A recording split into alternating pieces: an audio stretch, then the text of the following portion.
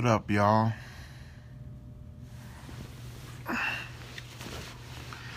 Anybody still up tonight? What's up, Chi-Town? What up, Dad?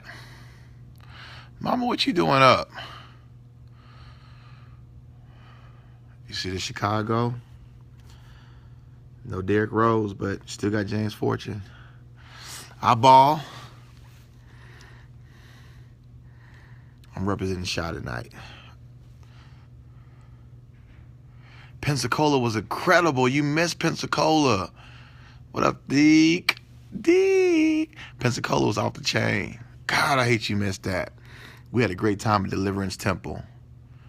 Y'all can't hear? There's no volume? Y'all can't hear me? Pearland, what up?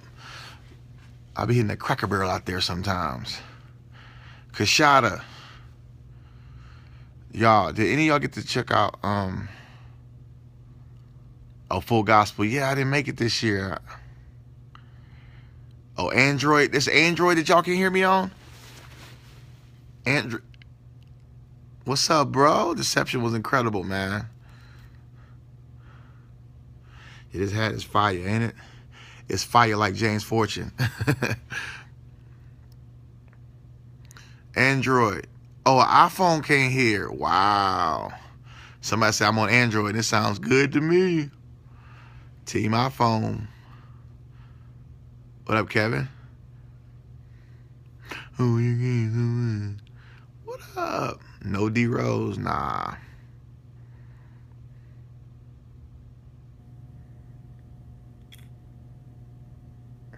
Oh, iPhone. They say iPhone is fine. People don't play about the iPhone, the Androids. Well, I told you I want to give y'all a chance to see the interview. We could talk about it. I know it's late, but I'm looking forward to tomorrow night. If you didn't get to see the interview, it's on my Facebook page, James Fortune and Fire on Facebook. I posted the whole interview link. That's part one. There's going to be another one tomorrow. It's from the Christian Broadcast Network, CBN. Gainesville. But want to let y'all check it out. We'll talk about it. Here we go.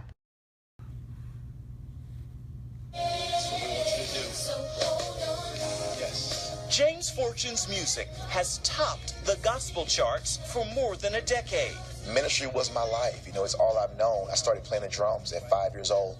Was the first time I got involved with music. You know, playing drums for my dad's church at just 5. I could barely reach the pedal. Fortune is a preacher's kid from Houston, Texas. He's recorded 7 albums, earned 2 Grammy nominations, and performed for packed crowds around the world. But in March, this singer and songwriter traded those venues for this courtroom where he pleaded guilty to assaulting his wife. You've been given 5 years probation. Yeah. Spent 5 days in jail. Yes. What were 5 days in jail for you, minister of music, like? You know, a lot of people, of course, in there knew me because from the media reports and the news. But it's not, I can't imagine any more than that. I mean, it was rough. I had a lot of time to just think.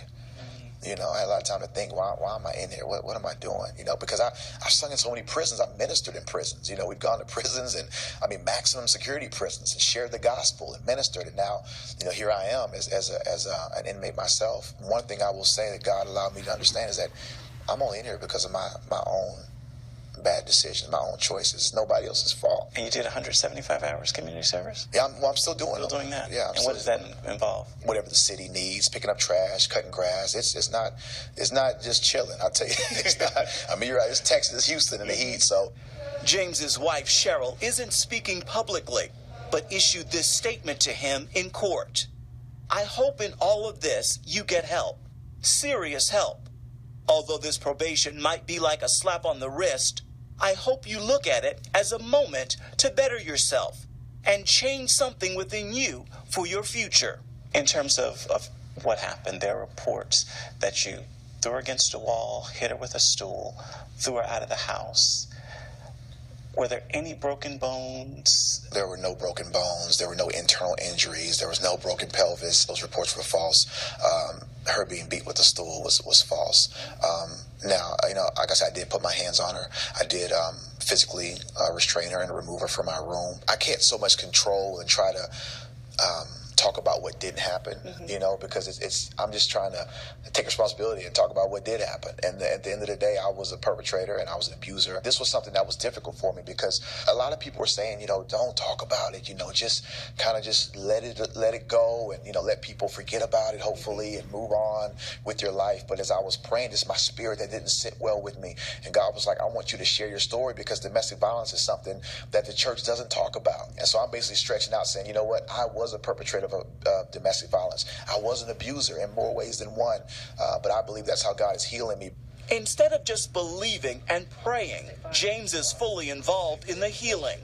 Since the 2014 assault, he has been in therapy and allowed our cameras to follow him to a meeting. Just continuing his journey.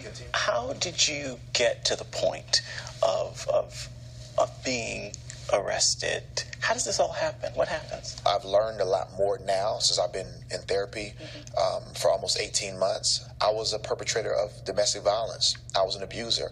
I thought domestic violence was just, if you hit your wife or if you, slap your wife. But I found out there's 18 forms of abuse and only one of them is physical. So it didn't start with physical that night. That's what caused me to be arrested, obviously. But there was other forms of abuse that I was a perpetrator of. Intimidation, male privilege, feeling like I'm the king of the castle, so what I say goes. That's how it happened that night. You're certainly not a victim in this, but what all have you lost as a result? You can't even put a number on it, because even now there's so many churches who just don't want me in their church. They don't want to have anything to do with my ministry. A lot of concerts were canceled, and who knows, just the concerts that were potentially there that people say, you know what, no, we can't have anything to do with that name. But that hasn't been my focus. There's nothing material that God can't replace. What's more important to me about what I lost was my family, not the financial things. There was a time when I didn't even think I would get to this place of to feel the way I feel now. There was a place where it seemed like there was no light at the end of the tunnel. It seemed like all hope was lost, and it wasn't anyone's fault but my own. You were suicidal? I started off taking antidepressants just to help me sleep because I hadn't been getting any sleep. Just feeling so guilty for what I had did, bad choices that I had made in my life. And I just didn't feel like I had anything to live for. And so at that point, I had made up my mind that I was going to take a whole bottle of those Xanax pills and just go to sleep. So you have a bottle of pills that you're thinking I'm going to take and just end it all. Yeah. What stops you? People were praying for me. So many people were letting me know that, James, it's not over. It's not the end.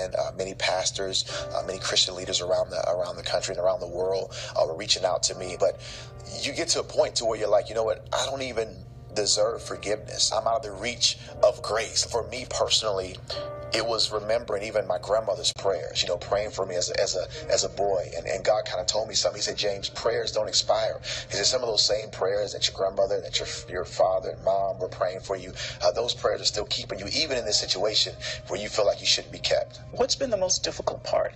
For me, the most difficult part is the separation, from my family. Even my children, to not know exactly why their father is not around as much as he used to be, and trying to explain that to them and let them know that, I just made a horrible choice. I just made a terrible decision. And even for Cheryl, just one of the things I learned is that I can't make her forgive me or ever trust me again, because even that is a control thing. And domestic violence is about power and control. Fortune spent 6 months separated from his 4 children. These days, he's with them at least once a week.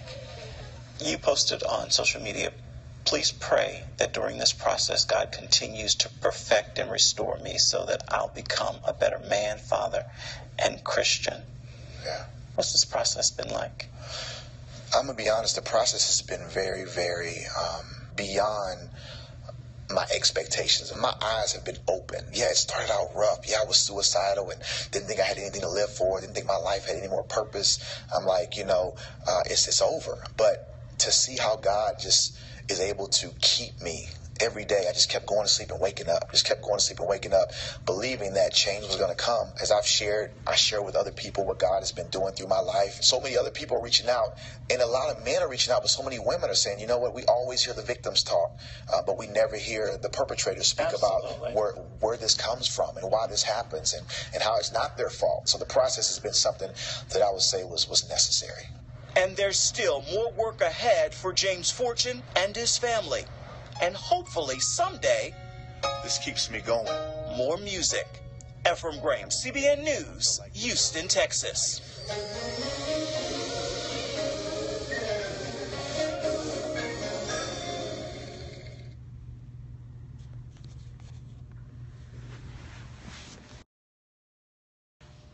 And thank y'all for watching as I continue this journey. Keep me in your prayers. If you couldn't hear or it wasn't clear, you can go to my Facebook page, and it's on Facebook, James Fortune and Fire, the official James Fortune page. Thank y'all for the prayers. It's a continual journey, man. It's not easy, but I'm built for this, and I'm going through it. And hopefully, there's three groups of people I want to help. Anyone who's abused or currently abusing someone in a relationship right now. I talk about 18 different forms of abuse. Someone who's being abused, and also bystanders. Those of you who know someone who's being abused and you don't really know, you just kind of turn the other way and you don't really know how to approach it. Understanding that physical violence is the last form of abuse. There's so many other forms before that: intimidation, economic abuse, using the children to abuse the one that you're with, male privilege, gender training, psychological, emotional abuse. So just sharing my story, man, it's not easy. I'm gonna tell you that, because the people you see, I don't block people. They can say whatever they want to say. I don't have time to get caught up in that, but just continue to keep me and my family in your prayers, and I'm gonna continue to do what God told me to do. I was like, God, why? Like, why I can't just just don't talk about it and just let time, people will, forgive over time. But he's like, that's not, I told y'all about the withered hand, and Jesus is like, look, stretch out your hand, show people your issue, and as you reveal it, I'll heal it. And that's just what my thing was. And so hopefully some other men who are being abusive can say, you know what, I need to get the help. I need to get professional help. Or, I see what James went through. I see all that James lost. He lost his family, lost his job, lost so much. Maybe I need to, get help before I end up like James. I don't want to be like James. So that's just sharing my story to help somebody else, and to help, a lot of victims have been reaching out to me and saying, thank you, man, because my abuser still is denying it. He's still minimizing it. He's still justifying it. And to the victims, that's painful for them to know that they've been abused, and the abuser, the perpetrator, is saying that it's their fault, or, victim shaming, making it seem like it's something that they did, which we know abuse is a choice. I told you it's not a mistake. Mistakes are something, by definition, that's done unintentional. Abuse is something that you know is wrong and you do it anyway. So hopefully a lot of victims can even get free, realizing, knowing that it's not your fault, knowing that everybody's responsible for their own thoughts, feelings, and actions, that nothing that you did made the person abuse you the way that they did. It's totally their choice. They decided to be abusive, and it was a choice that they made, whether it was verbal, emotional, physical, sexual abuse, any of that. It wasn't your fault. So thank y'all so much, man, for your support. Just for your prayers, man. Continue to pray. I'm going to continue to do what God told me to do, regardless to what the enemy has to say about it. Love y'all, man. Y'all have a blessed night. Thank y'all for rocking with me tonight. Love y'all more than you know. Y'all have a good night.